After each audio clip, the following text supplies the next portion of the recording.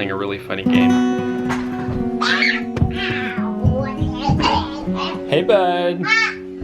Yeah, look, it's a beautiful day outside. It's beautiful. It's a cool wind.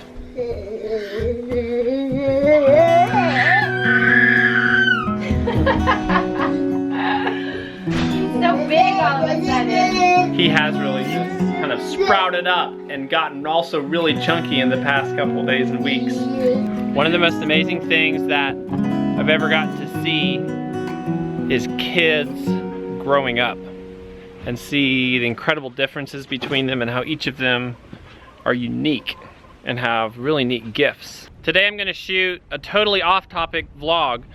You see, I spent most of today as well on the phone looking for locust fence posts. And I really do need locust fence posts. You know, we're going to use metal T-posts, but I actually need 170 posts just to do all my H-bracing.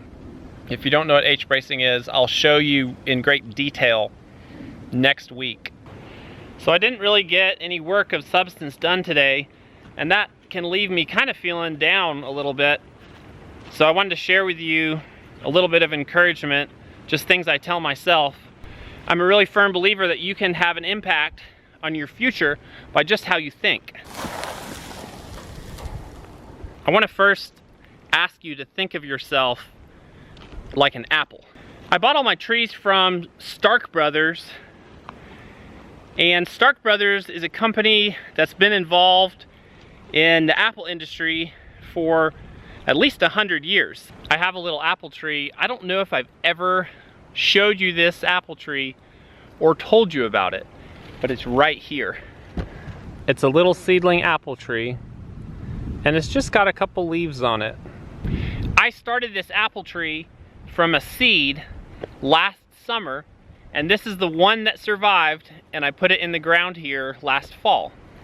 Now, most people know that you can't really start apple trees from seeds, that they have to be grafted from an existing apple variety. I want to throw that idea completely out, and here's why. Every single old variety of apples was created accidentally.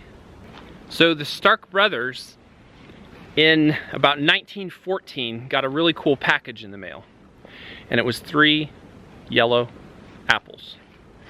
And they weren't too excited because yellow apples were not really popular at the time. But they decided to taste the apples, and they loved them. These 3 apples came from a tree that was found in a guy's backyard. So how does this work?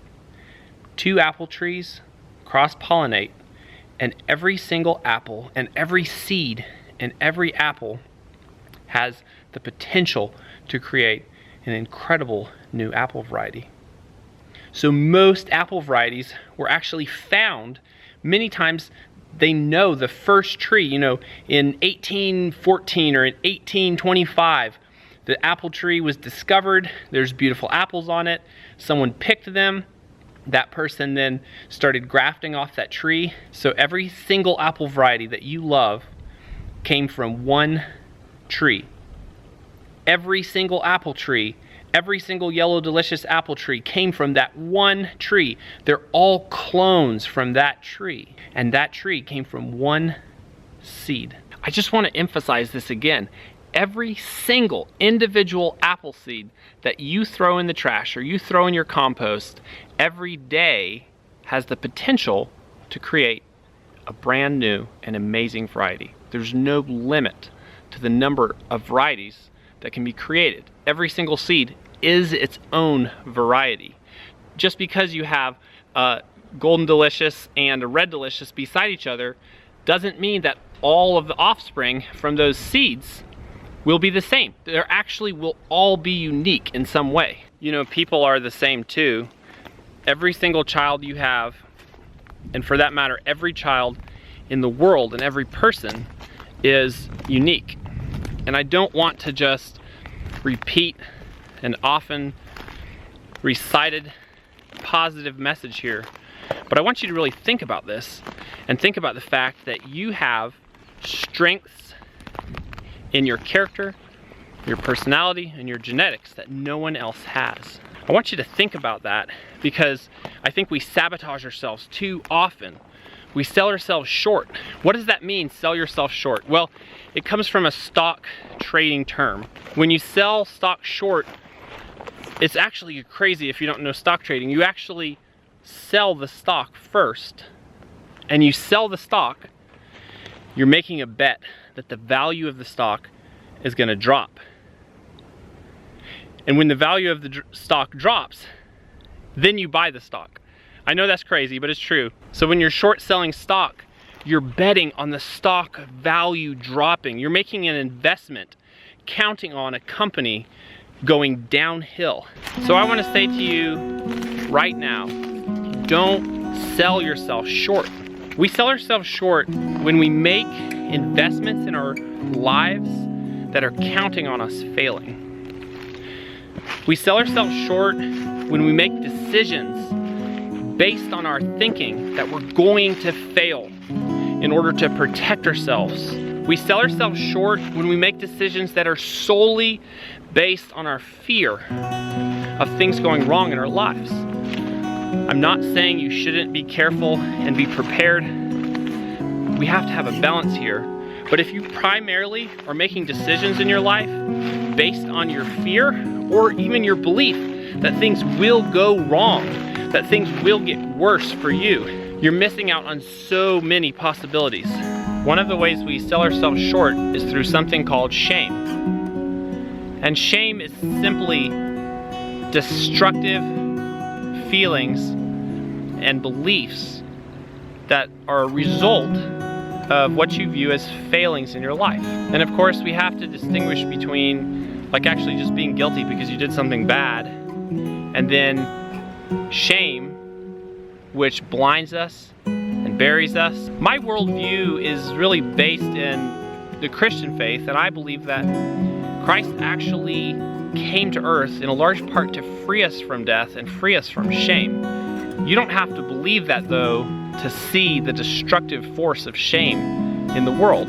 I think it's really interesting that the non-Christian world is taken on this language of shame. It's historically, to my understanding, been a kind of a religious concept. And interestingly, it seems that it's actually been driven by the religious often. Another way we sell ourselves short is simply by not believing that we can do certain things and not setting our goals high enough.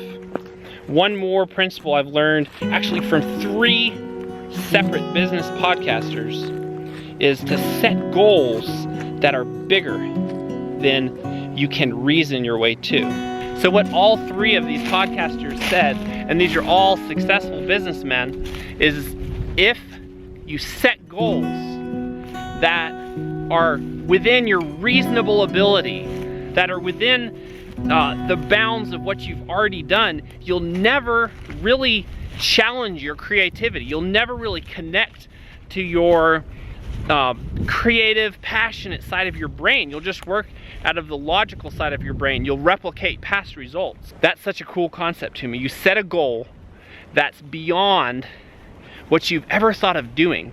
You set a goal that's beyond what your logical mind right now can think out. It's beyond any limits you've ever bumped into. And the reason this is so important is because you have a creative ability. You know you do. That's larger than anything you've done. When you challenge yourself in this way, you actually engage your creative brain in a powerful way. I hope you'll forgive the digression from our normal content, but this stuff is really relevant to my day, so that's why I'm talking about it.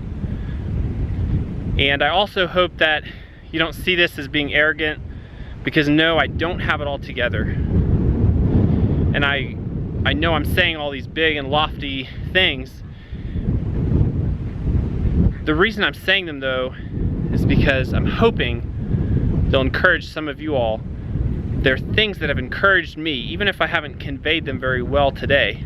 And that brings me to my one last point. There's been a couple of my vlogs where people said, hey, you really encouraged me. You gave me the encouragement that I needed today. And I just wanted to say that If I've encouraged you ever in these videos, it's simply because I tried to. And I know you know this, but I just want to remind you that you actually have a powerful place in the lives of people all around you. I don't have anything special that you don't have, and you have a place of encouragement in everyone's lives around you. So when I do videos like this, it's not because I think I know this stuff and you don't. It's because I've been inspired, and I want to use this platform deliberately to encourage some people, even if I occasionally bore others. So thanks for joining us today, and we'll see you in tomorrow's video. And tomorrow we're going to get a bunch of work done.